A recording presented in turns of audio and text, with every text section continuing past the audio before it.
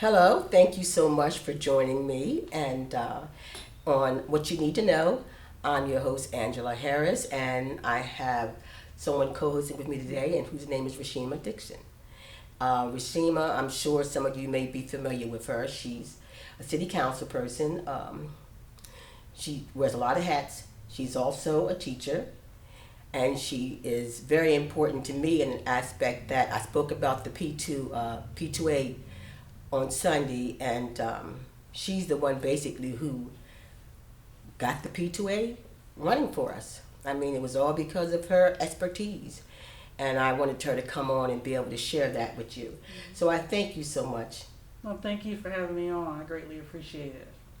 So tell me, well, I know that we were talking about the program, and you were coming to some of the meetings. We were we were on some other thing. We were with LEAP, I think, at Yes, that time. at the forums, yeah. And somehow we thought about the creation of the pathway to apprenticeship. That's what P2A stands for, excuse me. And Rysheema decided that she would take that venture on for us. Go ahead, tell me a little bit. Tell how we got that started. So it seems like a little time ago now, but it was like last year where we decided we wanted to have, after the forums and having the conversations about the different trades, of how we could actually be more informative as far as integrating into them more, especially with minority populations. And as we started to do that, started to figure out what is the other element that we could bring to Delaware that could help that process. So when John Blyden had came to us and said, well, New York is doing this, and we're like, New York, okay, let's see what they have going on there. Which was at the same time when we all went up there, we were able to kind of see one of their graduations.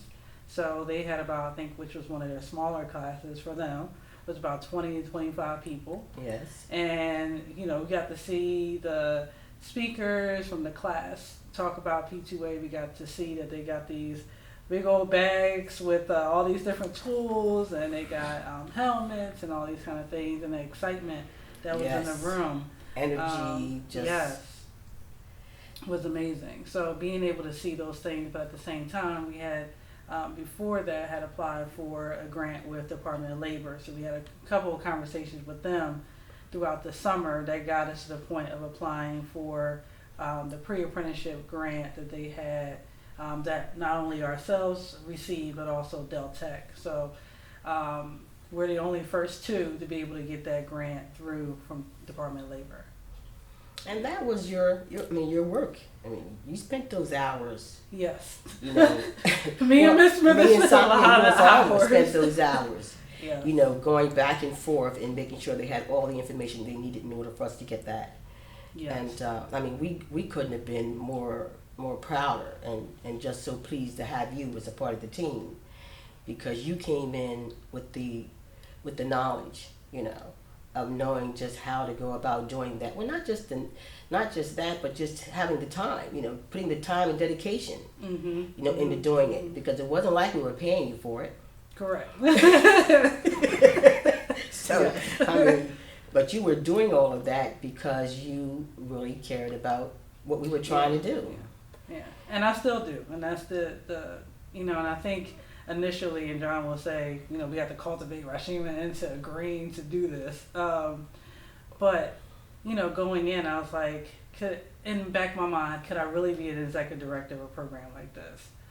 Even though I've done this work, but it's been in a different capacity of doing it more so in my actual business as executive director for that, but not having done it for an actual program in that capacity. So there was your other hat, because you are an entrepreneur in your own right. Exactly. So it was kind of still the first time to actually okay, now I have staff responsibility. I actually have, people and the program actually that I'm responsible for also, which in some instance was the reason why I was a little bit hesitant at first, because I haven't done that yet. So I'm like, okay, they're entrusted in me. I want to get this program.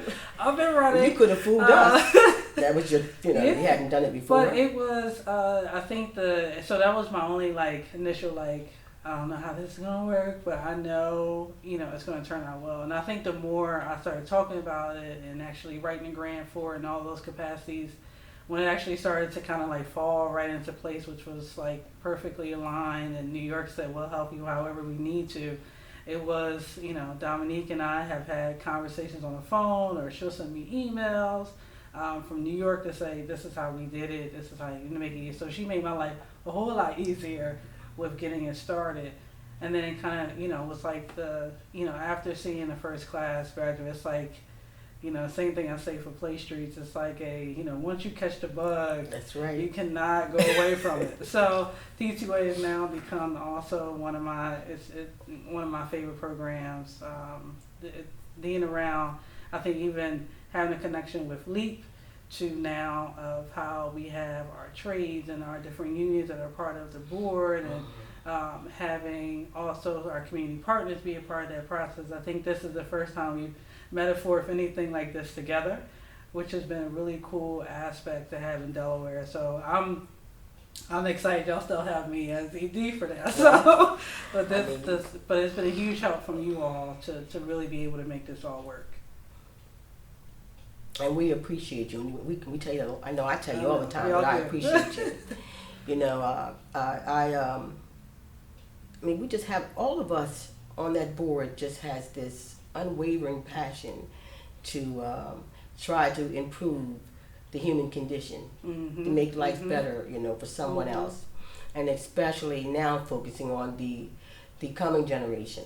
Correct. Yes. So what else can you do? We're thinking now on what we can do next. We're looking at how we can grow the class, and get more people involved. We're looking at how we can get more sponsors, correct, to be able to come in and help us in this mission. And we also take great pride in the fact that we have the unions who are going to take these graduates, and they're going to be employed. Yeah. So it's not like we're looking to run graduates through a program, correct, and then just toss them back out on the street. We have we're getting graduates that we need, absolutely, to go into the different trades. And right now we have the building trades. yes, to get them in there, and we need the individuals to come forward and get involved. So I know we have some classes. Yes, so we actually have our next upcoming class will be actually starting the last week of this month. So we are still, we did 16 interviews in one day, which was a lot for us to kind of get started, get the next class moving. We actually are going to actually add another information session actually this Thursday coming up. Department of Health and Social Services agreed to host one for us. So we're going to actually have their folks as well as different folks that we've already outreached to. We actually had people during our interview session with them last week that was like, can you tell me what another one is? Because I have people who want to do it, and which has been perfect. I think the word of mouth, and even folks in my first graduating class have been recommending people also. I think especially our two that spoke at graduation. Well, we did well, because that was a part of the training. Yes. Was that when you've completed, then you've got to be encouraging someone else to come in, and follow your footsteps. And so that's one of the things that we trained them on. So Tyreek and Shakia have been doing that already, and Wonderful. They've sent those people, and they've also, it's like, how can we be more engaged and I'm involved? So we've been keeping up with all of our participants who graduated in some capacity in order to make sure that, we are best being able to help them in whatever, way that we can. Again, like you said, we don't want to just kind of push people through to push people through. We know construction is not for everybody, but we want to ultimately start, as we talk about, build that middle class careers up, as well as our future homeowners for the city, but also people that want to stay in this area to help build it. And I think they are our next future to be able to do that, and to have our folks, even the ones who didn't finish with us, that said, that was on me, that was my fault, but it's a great program, right? We want people to do that also. And a lot of them will say, we've heard, about it from so-and-so, I ran to so-and-so, they know about P2A and the great work that you guys are doing, and, they're trying to figure out, well, how do I become more engaged or more, involved in the process? When's the next class? We got asked that already for different ones. And, our next class probably after this one won't be until February. And that's more so because of construction gets a little slower around the winter time. Around the winter. So we don't want to, again, we don't put out any classes unless we know there's work attached. That is one requirement that we have with a lot of our employers who are going to take on, our union, the trades that are going to take on the individuals, that we want to make sure there's work available. Because again, we don't want the circumstance for when they come out of our class, they don't have direct entry into one of these trade opportunities to be able to help better themselves. And that's what makes this program unique. Correct. Sets us above the rest, apart. Yes. We have, and they're going into good paying jobs. They're not just going into a job that they're going to get paid $12 and whatever, $15 over to $10, $12, $15 an hour is what they're giving them. So they're going through the apprenticeship programs. They put them in a company where they get paid, $10, $15 an hour. Exactly. And no benefits. They're not. They have a job. Correct. Maybe for that job.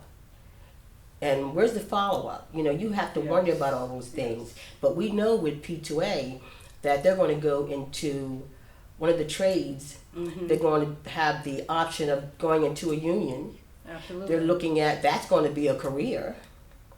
Yes. So you're going to be giving them something that's going to be not just a job, but a career that's going to be there for the rest of their lives, where they can become a part of the middle class. Yeah. And take care of their family. And contribute. Yeah. And that's what they have to do. They have to contribute. Yeah. They have to realize that when they succeed, that they have to reach back to help the next person. Absolutely. That's one of our requirements. Yes. So they have to as mentors, and on our board we do have it where we have 2 mentor workers who are on there currently, but we also want to add in a P2A mentor that can come on our board also at some point and kind of talk about how we continue to make sure that we're bringing in the next future classes that we have the best insight from our participants involved and engaged in that process, but also so that they come back into the classroom and teach what they learned on the work sites, from the measurements that they may be doing in the residential construction side to how do you, I think a lot of them now try to figure out how do I work a jackhammer correctly, right? So all those type of things that you'll need to know coming out of this, we'll be able to have our past class come in and, talk about their experiences, what they've learned.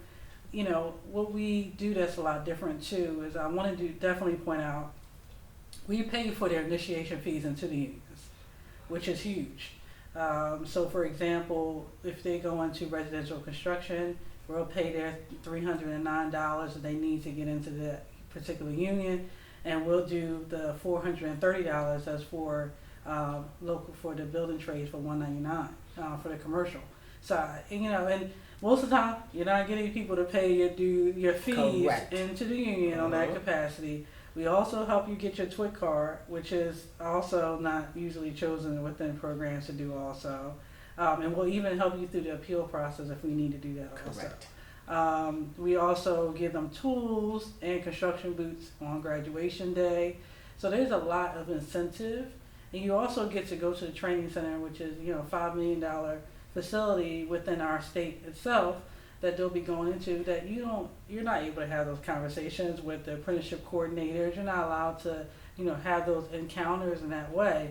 We're able to give you all that through P2A, which is huge, and I think people don't realize that's what that sets P2A correct above the rest. Absolutely. Yes. I mean, that's what makes it so exciting, and that's why I wanted to be able to have you on this show to talk about that, because people need to see, they need to hear, they need to know that this exists, that this is something that's being started under Leaf's leadership, and you at the head of it as our ED.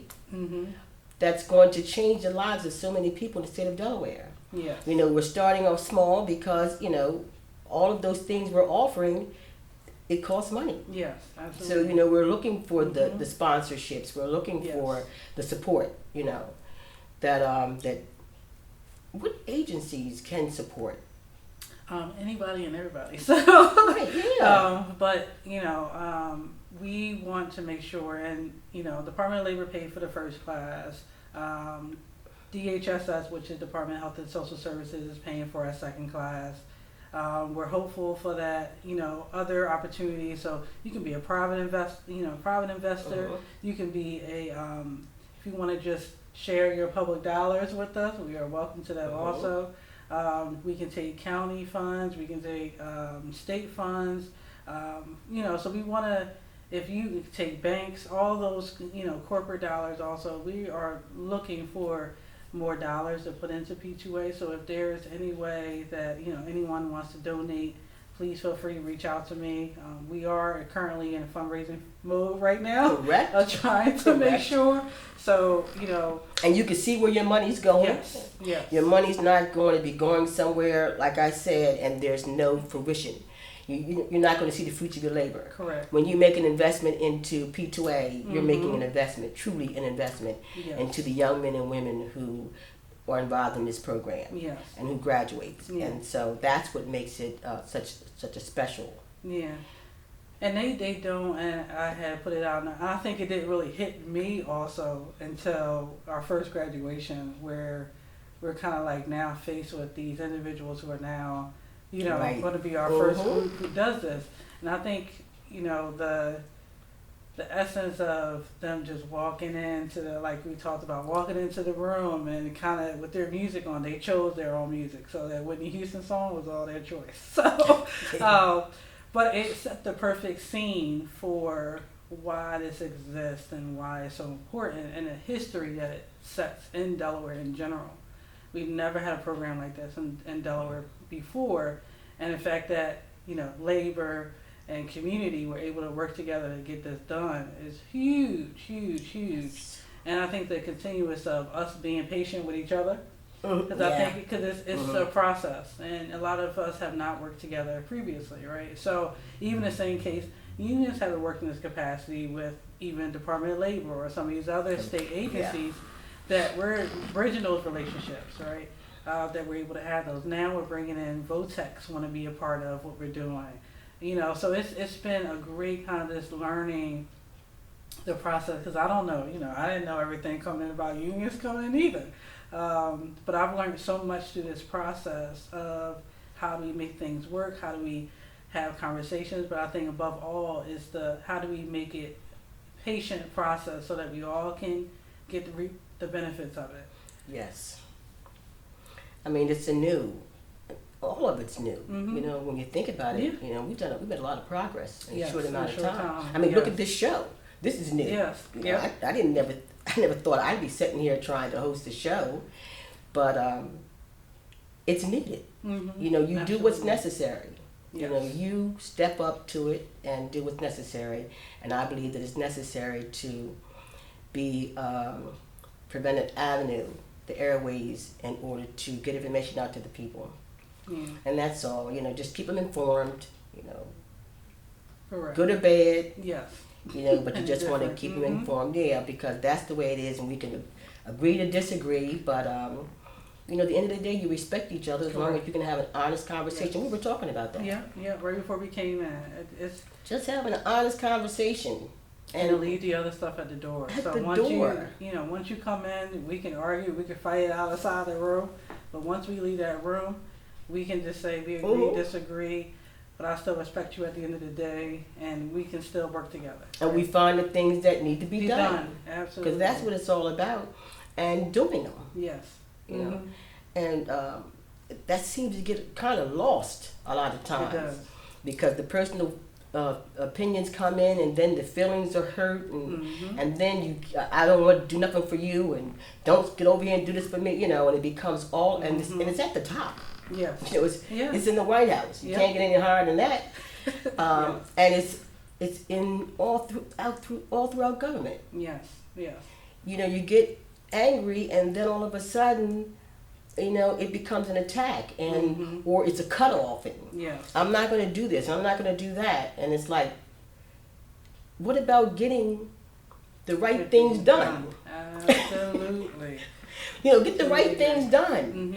Forget about that and then go ahead and argue about it afterwards if you want to. But when it comes down to getting in there doing what is the best thing for the people that you are supposed to represent or the people that you are trying to help, the lives that you are trying to change. What about that? That's what it always gets me. That should always be the focus. With me, and sometimes I can be difficult, I have been, but I tell you one thing, I always try to be, just be honest about it. Yeah. And then no matter what, then we can sit down and work. Exactly. Because it's all about trying. If we have that same goal, then let's get that goal accomplished. Yeah. And if you can help me, then help me. And if I can help you, I'm going to help you because we both want the same thing. At the end of the day. At the end of the day. So sometimes it's a give and take. Correct. But we're going to give and take because it's the finished product. Right, and it's the right thing to do. And it's the right thing to do. That's Period. Yeah. And that's why I had to get the show. Yeah. So I'm glad that you got it because I think, like you said, is you want to be able to still be able to talk about the real issues and things that are happening, but also be able to, just give people an opportunity to hear your side, right? Or to express their side. Exactly. And just giving all parties an opportunity to have a platform and do that. Correct. Right? And, like you said, I think it's in all levels of government. So even sometimes we're, as for us, as, elected officials, we come out hot-headed and blooded and we can't get past. But in some cases, there's a lot of conversation and things that happen that most people don't know until you see it on the floor. And I was talking about this with someone else recently, is that you don't know that we try to have conversations and before it comes to the floor. We always try to do that. But most people don't know that because they don't see that until it gets to the floor, and then it's like, what is going on, right? But we also know that at the end of the day, we still say, hey, you want to go have a drink after this? It's like you still, because we leave it right there on the floor, and we just say we're going to agree, disagree at this point. And, but we have to do what's right on behalf of the citizens of Wilmington, regardless of what happens. And for me, I'm action oriented. Like you said, for you, I like to get things done. So regardless of if I like you, I don't like you, or whatever, you wouldn't know the difference because we're trying to get the work done.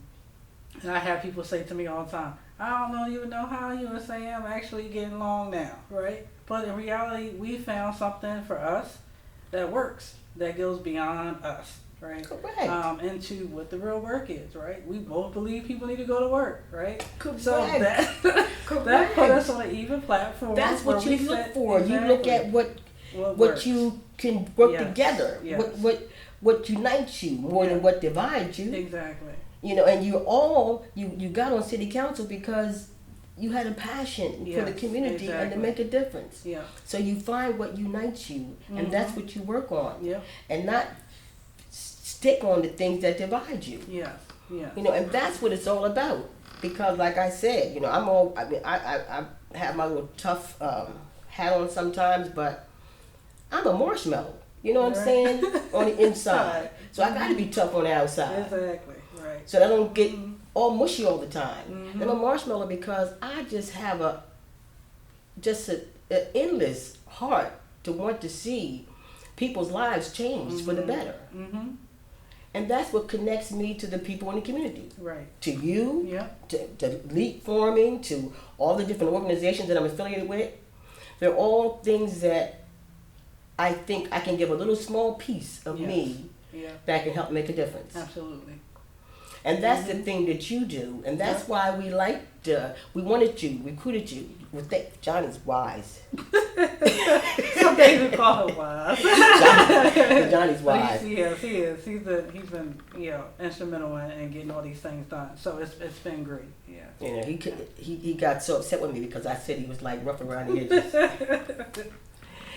But he's a good, just a good-hearted, Yeah, just a yeah. good guy that just wants to make a difference. Yeah, he's doing his job. He's an organizer, and that's what he does. Correct. So And that's what organizers do. he's gonna kick over the table, maybe, and you may let it land underneath the table for a second, but you'll get it from underneath the He's table. gonna pick you up. Exactly. Help you up, you know. Exactly. But you want to put people. You know, his job is to put people to work, right? And you know, if you stand in his way to be able to do that, that's what he has to do. That's his, you know, that's his job. So Like Kamoko. yeah, I mean, he could be just as tough as you want to be. mm-hmm. Yep. But that's because he's passionate. Exactly. I mean, people that are like that are just passionate people. Mhm. That's the way I look at it. Yeah. And then I look at, so what is the outcome? You know, Mhm. how does it end? How does it finish? Right. You know, you can come at me, you know, that way, and all I'm going to do is listen, and then I want to see what comes behind that. Yeah. Yeah. You know, or is all of that emotion because this is what you're trying to do? So is that trying to do something that's good? Is that working to a goal that's Mhm, going to make mhm. a positive change? You know, Right. what is that energy? Because that's where I'm always looking at. So I definitely can't get offended because I want to know what the energy is going towards. Mm-hmm. You know, what is their goal? Yeah. Yeah. And that's how we have to look at people. Mm-hmm. You know, what is the goal? What is the end result? What are they working towards? Because is what defines the person. Yes. Yeah. At the end of the day. At the end of the day, that's what Mhm, defines them. I'm not, you know, I don't have a PhD or anything, but I have enough sense to realize that you give a person opportunity to speak, and then you try to give them the chance to clarify those shady areas. You know, the areas that are shady. Yep. What is it that they're trying to get to? Mm-hmm. Because it just might be that where they're trying to get to is something that's right in line with what you want. It's the same place. Yeah. So now we just got to find a way that we can work together to get there, that we can both agree on to get there. Right. And that's what LEAP is. Mm-hmm. It's that common ground that you can come to say, we want to make sure labor and community work together. Correct. Right? It's that you do what you do well, which is in your unions, and you do what you need to do as far as labor. Community does what it does well, you know, and able to get the people, do the different things, get the outreach, all those capacities, but we're also all educating at the same time. Correct. Right? And then and we may educate differently, but we all do that in sync, right? Correct. The message is there, right? So it's you know, important to have those type of relationships and those type of organizations around, because it not only is showcases to the community also, this is what great partnerships and, you know, when you reach common goals, this is where you can go to, because otherwise you'll continue to say, well, there's another group, there's another group, you know, right? But when you start to say, no, this is why this works, right? Right. Because we decided to do it in this capacity, and we can showcase this is what makes us different from so-and-so, makes us different from this organization, and it's an easy way to do that. And we talk about marketing, so, you know, marketing is Yes. it's hard to do, and the unions agree they haven't done it well, right? Uh-huh. You know, but how do we as community, right, side be able to help uplift that marketing side for them, right? If you give us and help us with the messaging, we can help you get the word out, right? Right. So there's always a nice ebb and flow of, let me help you, I help you, you know, kind of thing, which is great because routinely you don't have that. No. Nah. Yeah, somebody has to, you know, start it off to be able to get them to a place where you ultimately your end goal. And if you don't have those things in place, you know, because sometimes I even would say, if it doesn't have, for me, if it doesn't have an action left at the end of it, people have heard me say, I'm not coming to another meeting if there's not no action at the end of it. Uh-huh. Because I go to a lot of meetings. lot of and my mom meetings. tells me all the time, you a meeting queen. So, but I have elected over the last few years of I have to have action. I can't sit in a room and just talk. It just does not work for me. It doesn't work well.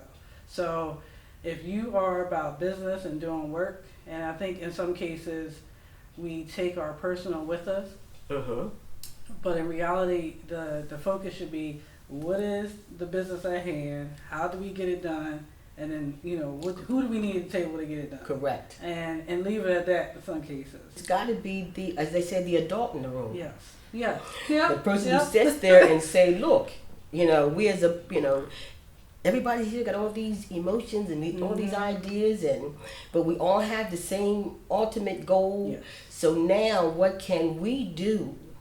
That's how we do in LEAP. So what can we do? How can we work together? What are the common grounds, And then you get back to what brought you there in the first place. It was with labor, education, Yes. economics, the empowerment. Yeah. Let's get back to what the mission statement was. Why are we here? And now how can we come together cohesively, Right. and be able to get to that end result. And in doing that, that's how P2A evolved. Yes. And you look at it and you see what can we do to get to that ultimate goal. And I know there's going to be more things that's going to happen. Yeah, absolutely. We've only been around for a couple of years, Yes. but and it's all because you don't lose focus. You don't lose, focus of the end result, of why you're there. Yes. And that is so important, and we have to kind of like get back to that in so many aspects. We have a whole new generation coming up, the millennials, Yes. who are literally, I'm just so proud of them because they're independent thinkers, they're motivated, they just have a lot of them just have such a embedded instinct to be policy shapers, to shape things and change things, and make things better. Right. And what are we going to do? What examples are we setting today? What are we doing? We want them to come in and just kick everybody out, like we tried to do, like I tried to do. But instead of saying, leave a legacy of all the good things that you did and that you accomplished, and how you work with them, and how you wanted to mold them, and how you want to incorporate them and bring them in, all those things I see as the things that should be what's working, and not just wanting to just, and I can understand that because let's face it, I mean, I had that thought process. If everybody just retired down in Dover and got out of there, I'd be happy. I mean, I still have my friends down there quite naturally, I think, but I just felt like it should be a time limit. Right. Yeah. After a certain amount of time, everybody should just be a replacement, a rotation or so, bringing new ideas, because I think sometimes you get you're there for so long that you just lose the sight and the vision of the things that's important, because you become disconnected. Yeah, and or jaded. Or jaded. Yeah, and that doesn't even go into just government. That's in general. Yeah, true. In any kind of, yes. You can tell it's like, oh, I think it's time for you to retire that role, because you can tell, especially I think even for like judges on some level, after you've seen so many cases of the same thing repeated, it's only right, and sometimes in your mind that you start to say, okay, this is just another case. There's another case. It becomes that repetitive process that's hard to get out of when you say, now I start to think about people in this way, right? Because they've all come to me in this capacity. Right. And you start like, well, nope, that's just who they are. I see it coming. I just seen that 100 times before. I know exactly what that is, and could be wrong this time. Absolutely. But because you've seen that come at you, that you think that's the way it is. You're right. Yeah.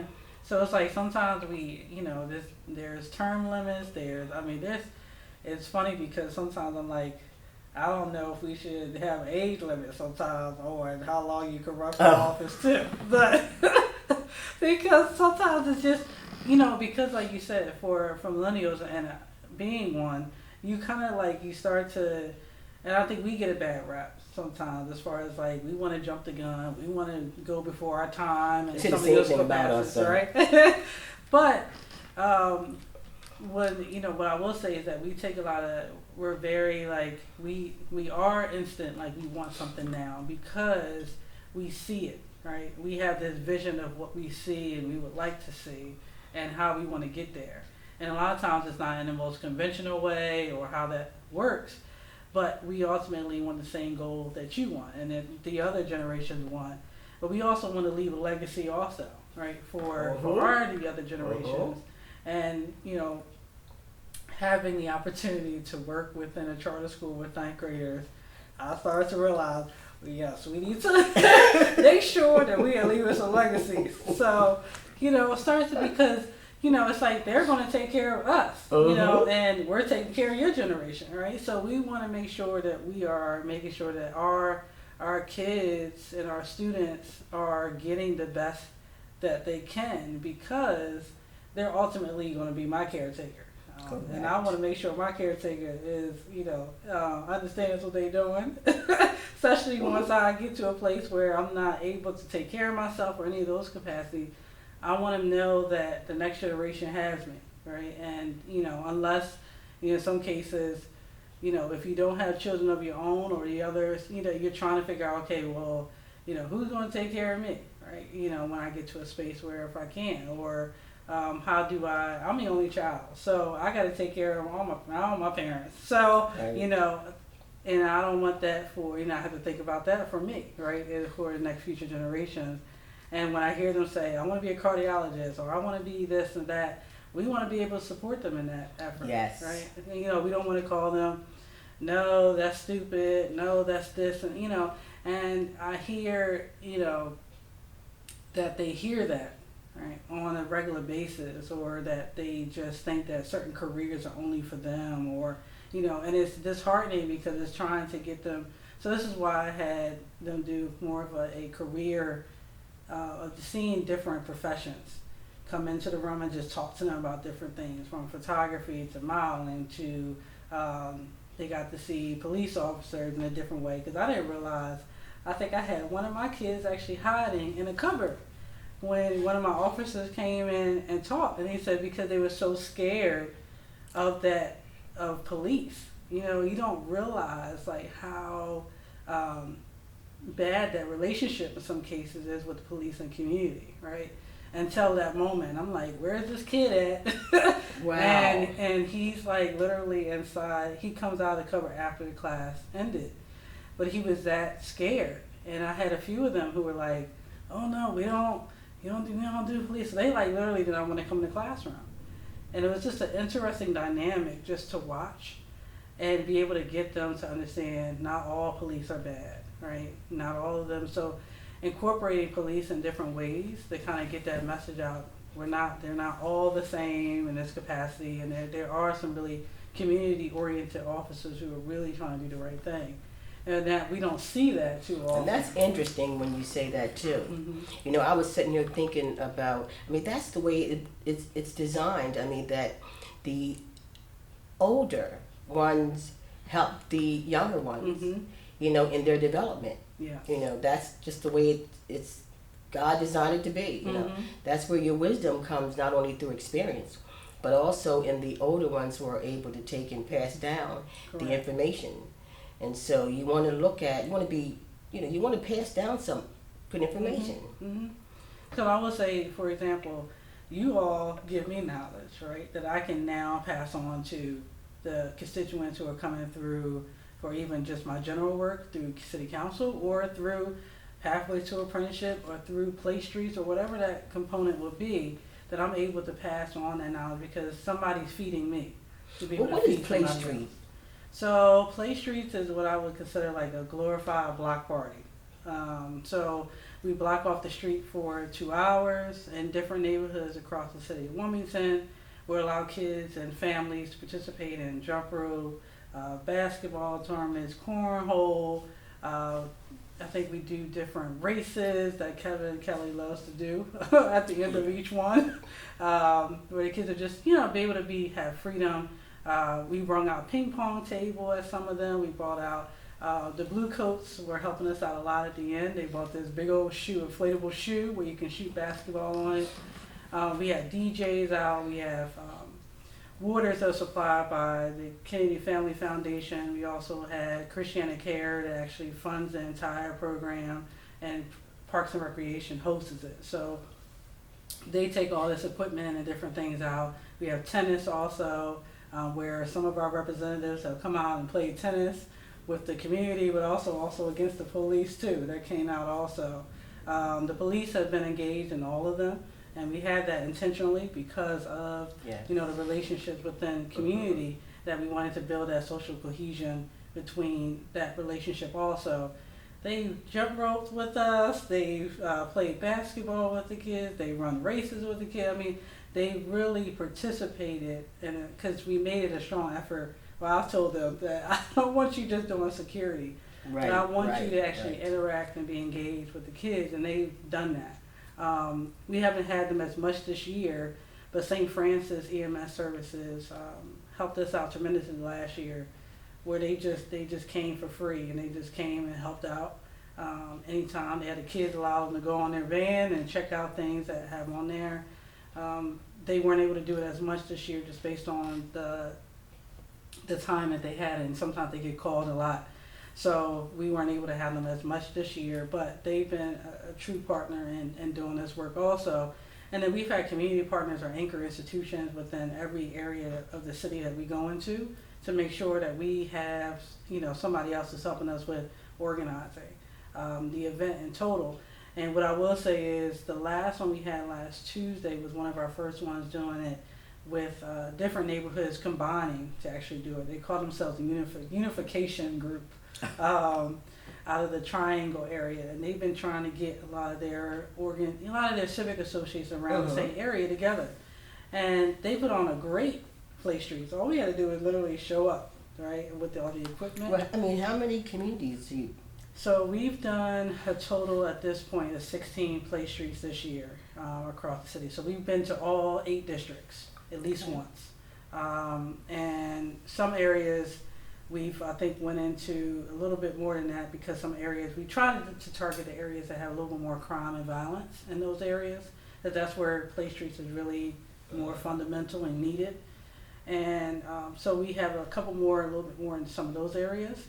And, even the police and people, they look forward to it. I said some of the roughest neighborhoods that we say that, really doesn't really work with community well.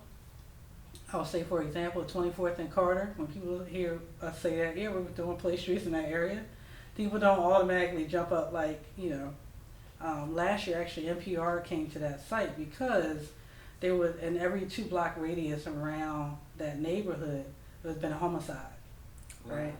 And, they took to it so much that they said, let's move the cars for them, let's sweep up for them. I mean, a lot of them even asked us, can the city give us trash bags and things that sort? We'll clean up the neighborhood. And a lot of times people think that community said that, or they said they want to do it, but they were so excited. They had their videos out, and they're like, look what they brought to our neighborhood. Because they have a reason. Because they don't, exactly. You gave them a reason. Exactly. And that's a lot of times, that's what they need, is a reason. I mean, I used to have all the kids in my house during the summertime, and I would have, when my children were younger, I'd have a house full of kids, and I would take all the in-laws, and everybody would send the children to my house, and they knew they had like 2 or 3 week vacation because I'd have them all. Mm-hmm. And they would say, how do you do that with all those kids packed in there? Wouldn't it drive you crazy? And I would have maybe 14 or 15 kids at a time. Mm. Some would leave, and some of the other ones would come because I didn't have sleeping room for everybody. But they were just great. And I say, when they come to the door, they had the rules. You gave them the rules. If you're not able to abide by the rules, then let me know and I'll take you back home. But when you hear these are the rules, no running up and down the steps, no screaming, yelling, no picking on each other, all the basic things. And believe it or not, everything was lovely and smooth. Yep. And they would say, well, how can you do that? Well, because don't tell me that kids can't follow that instruction. Yes. Yeah. And I truly believe that they needed that instruction. Yeah. Because when you gave that instruction to them, they followed it quite well. When they're home, they don't do that. Well, I don't know why they don't do it when they're home. But when they're in my house, I never had any issues. And it just goes to show you that it was tough love. Yeah. Because I was tough. Because certain things just wasn't going to happen. But they followed the rules. Kids are looking for that, though. Yes. They look for that. They wanted those limitations put in place. Yeah. And to know that you were doing it because you loved them and you cared about them. And you have high expectations of them. Yes. What you want them to do.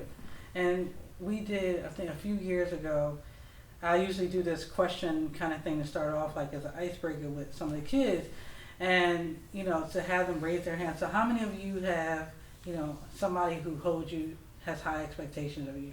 And I can count on one hand how many we actually get out of the hundreds of kids that we talk to, right? How many of them volunteer with the neighborhoods, and all those kind of things that, like, to be able to say, what are we really doing for our kids, right? Because if they feel as though they don't have high expectations of them, somebody has high expectations of them, they don't think highly of themselves. Correct. And you can tell that by just their body language and conversations and how they have it. But a lot of times they're good with you. They'll be a different person somewhere else. Yeah, and we talked about school, we talked about behavior, we talked about relationships. We had relationship conversations. Mm-hmm. We talked about everything, and I always wanted to hear how they felt about certain things. And always wanted them to think that it was go further than just today, and go further than just high school, and look at what is a career, what do you want to be when you grow up. I mean, you just wanted to have those conversations. Yes. And that's what, and let them know how important and how valued they are as an individual. Yeah. And all the ones who were before them, what they were able to accomplish. Yes. And how you can do the same thing. Mm-hmm. It's all, you're only limited by your own imagination. Absolutely. And those are the things that you give that make a difference. And you're right.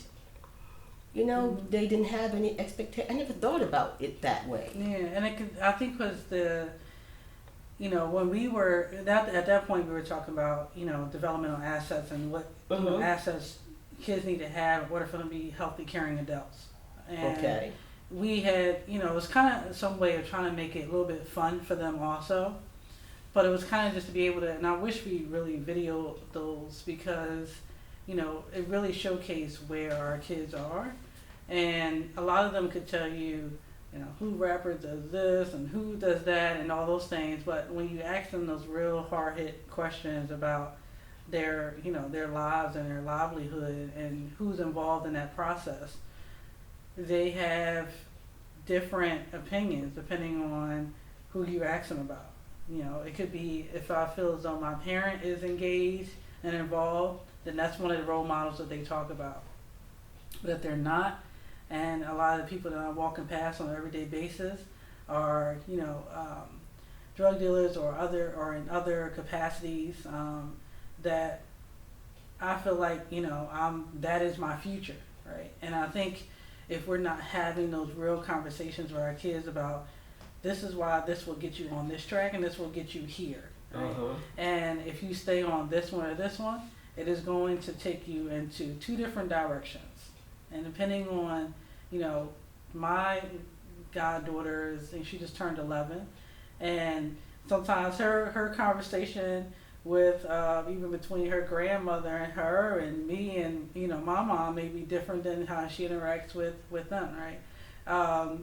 Because I'm like, she never acts up with me or any of those capacities, right? And ultimately she's a good kid, right? So it depends on, but I don't know, outside of the day she may go and say something else to somebody else, and I don't know, and what that looks like. But I think that's for a lot of our kids. It depends on my trust level with you, and the fact that you can have those conversations about them, about relationships and all those school and all those things. That's because they have a trust level with you. That's different than what they may have with other people. And and I think for the most part, kids don't know who to trust sometimes. Because your parent could be telling you one thing, your school is telling you something else, and then your peers are telling you another. So, and those social media platforms do not help No. with trying to get, the people to understand what is really from real and truth, and, what's falsified information and what you should follow and not follow. And it makes it very confusing for a lot of our kids. Today it really is confusing. It's just so much information out there. Just ways you're able to get to your kids that never existed before. Right. I mean, it is just, this is my philosophy. You can't get what hasn't been deposited. You can't get from them what hasn't already been deposited. Yes. So if you're not depositing those things, those values, those stopping points, You're right. You know, if you're not depositing the love and the compassion, and being able to be an independent thinker, if you're not depositing all of those, moral, positions that they should stand for, if you're not depositing that in that kid, then how do you expect to get those things from that kid? Absolutely. Period. You're only going to get what has been deposited. Mm-hmm. And that's why I said it's crucial that you just constantly deposit. Yeah, and they watch, right? Absolutely. And in some cases, I even think about mentally where I am when I'm doing things also, because I know somebody is watching at all times, regardless of if it's a kid or not, right? But kids pick up on it a lot. Like I initially struggled with the ninth graders at first. It was like a night and day because I was teaching at University of Delaware on Mondays, and I would go to the kids, ninth graders on Tuesday, then back to the college students, and back to and it was like night and day. Mm-hmm. But trying to understand the influence of both, and it also made me, I think in some cases, love being more so. Well, also help advocate for kids differently than I did before. When a kid comes up to me and says, I don't even have anything in my refrigerator, can you help me, Miss Dixon, with $1, right? I don't know what $1 is going to, I really don't know how far $1 is going to go at this point at a corner store. But, how can I help? Be resourceful for that, right? Can you get me lunch? Or all those kind of like some of those small things, or starting to build a relationship with them, of having those conversations about relationships and how they look. In some cases, I'm like, y'all got more grown-up relationships than I had. I said, I'll give y'all help. But it's kind of like, it's just interesting because the more they started to open up, the more they started to have those conversations. But learning about their relationship with their parents or one of their parents, and how they feel towards them was really, in some cases, disheartening. As far as what they felt as though was love to them and what wasn't. It was really interesting. And I think it wasn't until I was ready, I had to leave my position with the school, but I still sit on the board currently. And, they were like, well, why are you leaving? I think I saw at first, like, y'all drove me crazy. But it wasn't really that. It was more so because I needed to get back to doing to business stuff. But they put together this huge poster for me, thanking me for being there, and they were like, they must love you because they never did that for any. They did it themselves. They got their own paper. They got everybody to sign it for you. Like they just asked us for That's the construction wonderful. paper. Yeah, that is wonderful. And it was funny because they were trying to hide it at first. And I saw them they're like, you got to turn around, Miss Dixon. You can't sing until. I was like, okay, all right. So first of all, they can't whisper. So it was like, I already knew what y'all doing, but I'm going to let y'all go ahead. Mm-hmm. But it was really nice to me, and I still have it in my house. Like, it was nice to kind of see. And then now I see some of them out in the community, and they're like, we really miss you. We didn't, we didn't realize, and all those different things beforehand. So I, still tried to go back and see them and things of that sort, or try to go to their plays and, but it was just interesting because it was like, our kids need a lot. And not realizing that while I was in it because it just felt like I'm in it, so it was a lot happening. You're with the school kids, you're in with the college students, and then you're in now with the adults. Correct. In the educational realm. So I mean, you're doing it all, and you're a council person. Yes. I mean, that feels like a full-time job. Yeah. And you say that about the council being a full-time job because you're so busy. And I say to myself, but you being so busy doing that, and then you're doing all these other things, you just wear so many different hats. Yeah, and I think people think that I don't sleep. I do sleep because I think if I did not sleep, you would know. I am not the same person if I'm not sleeping. So, but it, for some reason, what I learned over the years is that I need to have multiple things that I'm working on, and because it fuels me. And what the other part is I fall in love with people's passion. So I easily get kind of twined or pulled in a lot of directions because I love what you're doing. I love, how can I be supportive of that? But they all are in the realm of community in some capacity. Right. And so it all comes back to that. And if I can help uplift somebody else, or I can help enhance the lives of somebody else so that they can enhance someone else's, then my job is done. So that's the legacy that I want to leave, is that I've poured enough into enough people where they better the lives of themselves but other people around them. And being able to say and be able to do that has been huge for me. Is the reason why I get so attached to things like P2A and Play Streets and some of these other elements, is because we're really making an impact on people. And I love when people call and say, hey, I that situation that I called you about got worked out, and now I'm living in this housing situation now, or I'm doing this now because of the funding that you gave us, or things of that sort. And that's what gives you the energy and the fuel to continue to do it every day, because it does get tiring. Tell me about it. I'm always saying that I'm ready to retire because it becomes tiring, right. But something and keeps you exhausting. there, right? But something keeps you there. But then you're just so excited to see people like you, and other Thank you. people that I know. I mean, like DeBar McGriff. Yes, I mean, yes. I just love him. I love his passion. I just love his heart, and just how he is just so determined. Yeah, to get things to done. to get things done. Yeah. And it's just so many, and I want to have them on my show. I want to have many, to come on and just be able to, because there's so many positive things happening in the city. Yes, that most people just don't know. People don't know about. There's so many people in our communities who are making a difference. I mean, I'm so glad that he had a part of the 19 bills that was presented in Dover, and 11 of them were passed through the Smart Justice campaign, quite nationally, part of the ACLU, and him just being out there on the ground floor, making a difference. You got Karen, you got Erica. I mean, these are all the next generation. Yeah. Yeah. And we, in some cases, we all started together, really, because I knew DuBois since almost 10 years ago. We worked together with the same organization when I was at the Hope Commission.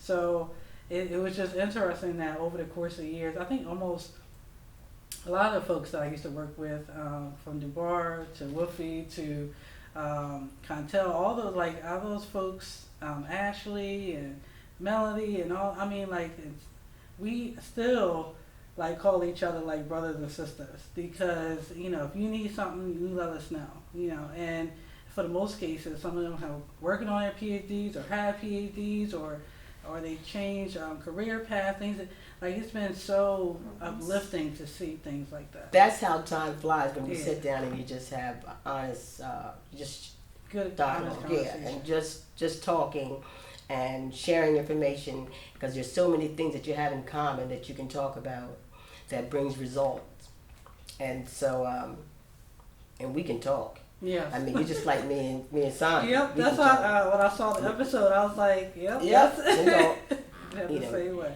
Get people on that can just share some information and just some food for thought, as they say. Present some information that maybe somebody just became aware of. Yes.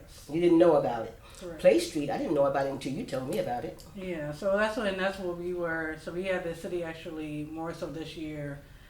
Put them all up on the city's website and all those kind of things. I even seen it inside. Actually, Christiana Care, I think, put it all on their portal. So all their folks that volunteered, doctors, they came out, they loved it. How did they get started?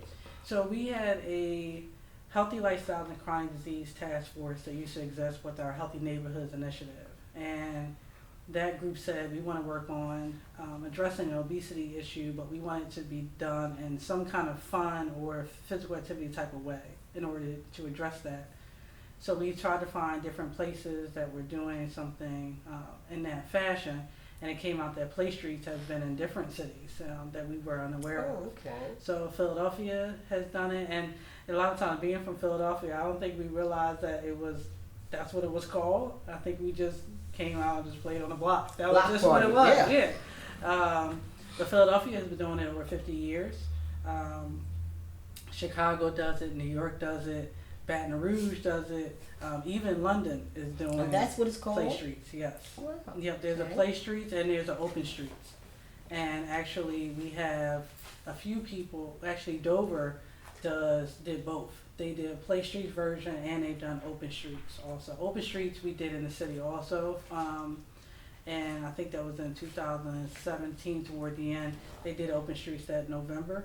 But it's literally, that one is just like an open street that usually for an area that doesn't usually get as much traffic, that you're able to bike, walk, all this, run, whatever you want to do, rollerblade. I don't even think people rollerblade anymore, but you could do that on there also. But it's just like an open street area. So I did that, I think they did that around the 18th Street area in the city of Wilmington. They kind of open up that area up. But Play Streets is more so you can actually go in the actual, and people say we have so many luxurious parks. We do, but in some cases, some of our neighborhoods, their parents don't really want the kids to go that far. They even fear sometimes them going to the corner stores. So how do we bring it to the actual block? And we had actually this year had a group of kids that was in one of the neighborhoods and around 22nd Street, around Bangor Boulevard. And they came to the Rise Church, like the next day was like banging on the door, where's the next Play Streets? And we're like, that's what we want. You're taking it to where they are. You're going right to where they are. You're reaching them right where they're at. And that's fantastic. And that's what we want more of. And I think communities have told us this year, we need to have this every day. And I'm like, I'm not sure we can have this every day. But I understand the essence of why we need to have every day. And they're well attended. Yeah. We've had the lowest amount this year we've had is probably maybe 20, might have been the lowest, and I might have been in a new area or rescheduled one, to our highest was 148 so far, and that was in one of our Hedgeville areas in the west side, which is one of the areas that doesn't have a community center, right? So, they value something like this in this capacity, and they've, every neighborhood that we've gone to has said, we want it again, can you let us know when we can be put back on the list, and, all those things. So it's my favorite thing of the summer. Where other council, when you're in the certain areas, then the council people in those areas are there, right? Mm-hmm. Yeah, so we routinely will go to the district folks and let them know, different council members, and say, hey, this is where we're having it on this block, does this make sense? We try to make it so that it makes sense to areas, but we also want to make sure that it's cut to the Pacific, that there's still some institution that's there, if it's a church, if it's a community center, or some type of arena that can be able to anchor and pull in a lot more people. We have exhibitors that come out to each one also. We have a health exhibitor that comes out. Then we'll have another education and outreach in some capacity come out also. So we try to mix it up so we have different exhibitors. We don't want it to turn into a health fair. We want it to be something that people will come to, and that there's blood pressures taken there, all those different things. So it's my favorite event of the summer. I get to work it the past 2 summers, and on behalf of Christiana Care as our project manager on their behalf, since they're my client through my business. But it's been one of the joys of working in the city. We've had people say, in 32 years I lived on this block, I never seen anything like this. And that's the feeling you want to leave. Yes, that's what we tell you. Once you catch the bug of Play Street, you always want to come back. So. Well, before we end, I was trying to think of what I want to say before we end. 'Cause I know we're coming to an end, right? A couple more minutes. Yeah. Well, I definitely want to thank you so much for joining me. I want to thank you for having me. I greatly appreciate it. I think that P2A Pathway to Apprenticeship is a great program, and I'm hoping that people will look at this and they'll realize just how important it is, and they'll want to get involved. Yes. They'll want to support it. They'll want to contribute. That's my hope. You're doing a great job, so we can openly say this to everybody how great a job you've done. Just how much I and all the members of LEAP really appreciate you for your work. It wouldn't be what it is if it wasn't for you. So thank you so much. Yeah. High hopes, we got high hopes for you. The pressure's on sometimes, but you meet it. You meet the task. You come up to the task, and you make us proud. And anything you want to say? No, again, we are still fundraising. So if anybody wants to get a P2A, we are more than happy to take it. So please reach out to me able to help. But we're also going to come to the community for the community service component that we have this time coming around for our second class. So we'll be reaching out to the community to help out with that segment. And I guess I'm just going to thank everybody for joining us. And I say we'll keep getting better, and we'll have more guests. I'm looking forward to getting the different trades on here, and I'm looking forward to having Jimmy Maravellis on here, James Maravellis on here, and some of the other the great leaders in the union community to just come and share some time with you. It's all about just promoting some of the things that with different organizations that people just aren't really aware of that's happening in the city of Wilmington. It's a lot of great things happening. It's a lot of great it's opportunity, and not just the opportunity for the the tech jobs and all that kind of stuff. Everybody's not going to do tech, and everybody's not going to go to college. There's great paying jobs out here that you can get being involved in a union. That is not just a job, but it's a career. And then there's organizations like P2A that's there trying to have a small impact, where we can. So I'm hoping that you'll stay tuned, and that you'll, when you hear about P2A, Pathways to Apprenticeship, that you'll get tuned in, you'll ask questions, you can contact Rysheema. Mm-hmm. Yes, please. So 302-635-0767. And again, thank you so much, and you have a great day. God bless. Thank you.